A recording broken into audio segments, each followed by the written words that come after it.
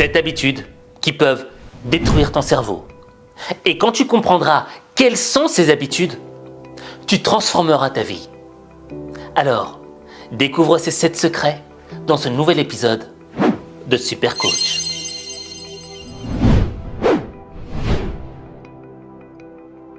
Désolé, je vais mettre les pieds dans le plat, mais le premier élément qui détruit ton cerveau, c'est de regarder trop de porno.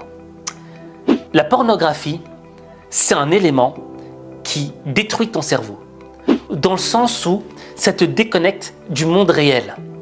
Et tu commences à devenir dépendant de cet élément virtuel. J'avais regardé la dernière fois une vidéo sur YouTube avec Jordan B. Peterson qui avait accueilli justement un spécialiste du cerveau. Et ce spécialiste du cerveau avait démontré que le porno, c'était à la fois dangereux d'un point de vue physique et d'un point de vue mental. Et qu'en réalité, ça te fait plus de mal que de bien. Sur le court terme, ça te fera peut-être du bien, mais sur le long terme, physiquement, ça a un impact et mentalement également. Vous pensez quoi? Dans notre société, il va y avoir de plus en plus de sexe ou pas?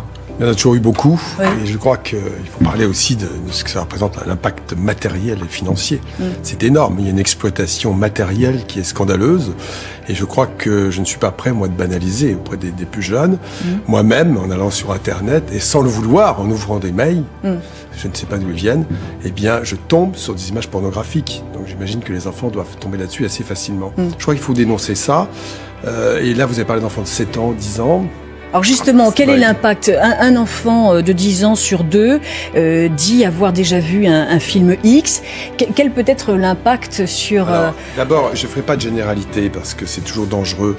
Je crois qu'il y a des enfants qui, au sein de leur famille, sont épanouis et où les parents sont vraiment responsables. On peut employer le mot responsable. Et là, je ne suis pas très inquiet pour eux, même si par hasard, ils tombent sur une image. En revanche, il y a des enfants fragiles, parce que le milieu familial n'est pas favorable, il faut dire les choses en face, parce qu'on peut faire n'importe quoi, parce qu'on peut accéder à n'importe quelle image, parce qu'on peut accéder à la pornographie ou à la porno-bibliothèque de la famille et regarder ça sans problème, voire même, et surtout, il faut... Le deuxième élément qui endommage ton cerveau, c'est de ne pas dormir assez. Je ne sais pas si ça t'est déjà arrivé de passer des nuits blanches. Moi, j'en ai fait plein. J'en ai fait plein en période d'examen. J'étudiais toujours à la dernière minute. Je me disais, mais Aziz, pourquoi t'étudiais pas avant? C'est quand il est 3h du matin et que t'es complètement épuisé que tu te dis, mais si seulement j'avais étudié 2 mois à l'avance, j'aurais pas passé cette nuit blanche de dingue. Mais l'effet que ça a sur toi, c'est quoi? C'est que une fois que t'as passé cette nuit blanche, t'es épuisé. T'es pas concentré. T'es ailleurs. T'as envie de dormir, mais t'es semi-réveillé. Et tu fais n'importe quoi. Et en réalité, ne pas dormir assez joue sur tes performances, que ce soit d'un point de vue intellectuel ou physique. Et il n'y a pas longtemps, j'avais vu une vidéo YouTube de Khabib Nurmagomedov. Khabib. Et Khabib, là, le champion de l'UFC, il avait dit un truc. Il avait dit, moi, quand je dois prendre du repos, je ne prends pas de médicaments, je ne prends pas des piqûres pour que mon corps se réveille et que je puisse reprendre l'entraînement correctement. Non. Moi, je m'entraîne 2 heures à fond, après, je dors. Et quand j'ai dormi pendant ces 2 heures, je me réveille et je repars m'entraîner. Au fait, le sommeil permet à la fois de reposer le corps et le cerveau. Le sommeil, c'est une arme de destruction massive pour réussir sa vie, parce que ça te permet d'être au top du top, d'un point de vue intellectuel et d'un point de vue physique.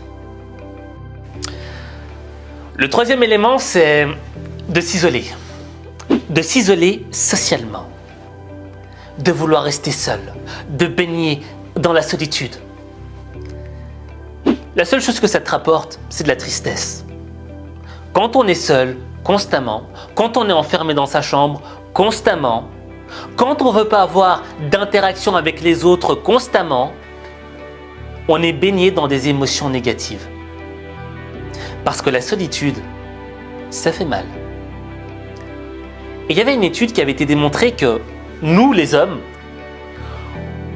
on était plus à risque de développer des maladies lorsqu'on était célibataire.